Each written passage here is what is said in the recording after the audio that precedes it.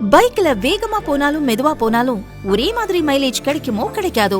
ஆனா அல்ட்ரா டியூரா ஃபிளேம்ல அதிக வெப்பத்துல சமைச்சாலும் எத்தனை பர்னர்ல சமைச்சாலும் 70% எரிவாயு சேமிக்கும். வேகமாவும் சமைக்கலாம், காசு மிச்சம். Ultra டியூரா flame.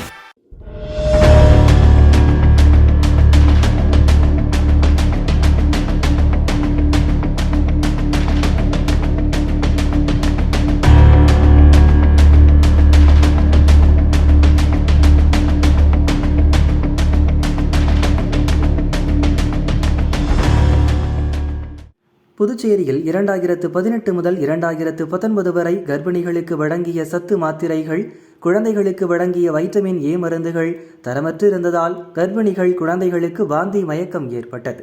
பாதிப்பை ஏற்படுத்திய மருந்துகள் அனைத்தும் உடனடியாக திரும்ப பெறப்பட்டன. சோதனையில் அவை தரமற்றவை என்பது தெரியவந்தது.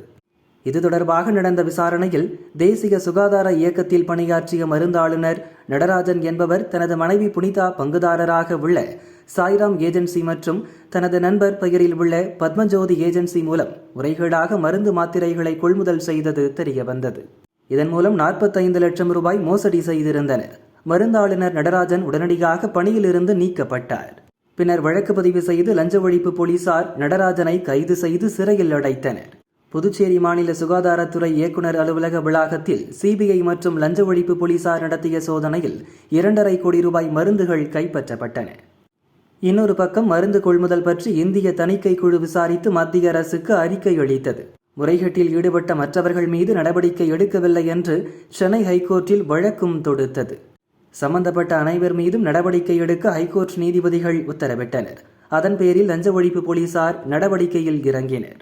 சுகாதாரத்துறையின் முன்னாள் இயக்குநர்கள் 67 வயது ராமன், 65 வயது மோகன்குமார், முன்னாள் துணை இயக்குனர் 62 வயது அல்லிராணி, சாய்ராம் ஏஜென்சியின் பங்குதாரரான நடராஜன் மனைவி 34 வயது புனிதா, நந்தகுமார், பத்மஜோதி ஏஜென்சி உரிமையாளர் மோகன் ஆகிய 6 பேரை நேற்று கைது செய்தனர்.